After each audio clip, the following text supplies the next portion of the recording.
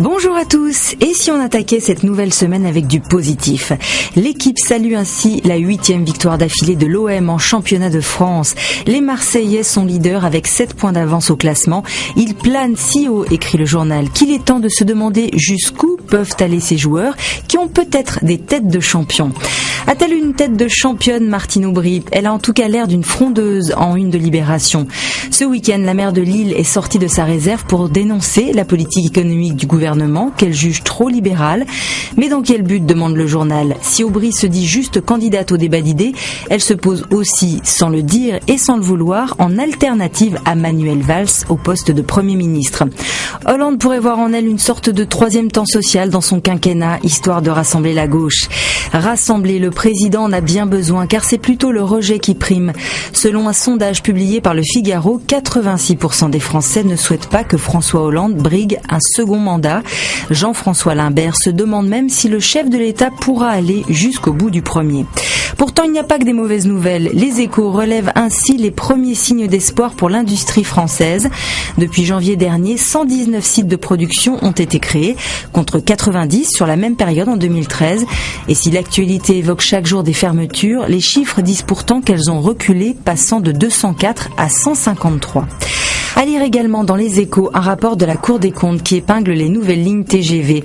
Sur 6 liaisons à grande vitesse étudiées, aucune n'a atteint les objectifs de rentabilité annoncés.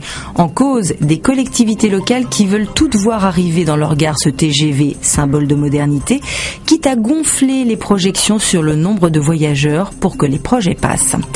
Le train est aussi à la une de l'Humanité après les déclarations d'Emmanuel Macron qui veut favoriser la création de lignes d'autocars longue distance gérées par des opérateurs privés. Pour l'UMA, c'est une aberration écologique et une menace directe pour le transport public ferroviaire régional. Sortir des rails, l'expression pourrait convenir au pape François. La Croix fait sa une sur la fin du synode sur la famille. Pas de grands changements sur les sujets sensibles, mais une nouveauté dans le fonctionnement, l'irruption d'une parole libre et parfois très critique. Même analyse à Libération qui parle de la méthode Bergoglio. Tout mettre sur la table, écouter, prendre son temps. François est un homme patient, un fin stratège et s'il le faut, un putschiste. On a commencé avec de l'espoir pour les Marseillais, on finit avec de la beauté, celle de Paris, ville de tous les chefs-d'œuvre selon Aujourd'hui en France. La superbe fondation Louis Vuitton est inaugurée ce soir, le musée Picasso et la Monnaie de Paris rouvrent cette semaine. Bref, à Paris, le pétrole, c'est la culture, comme le dit le président du musée Picasso. Une culture parfois contestée, la sculpture gonflable installée place Vendôme a été vandalisée et ne sera pas réinstallée.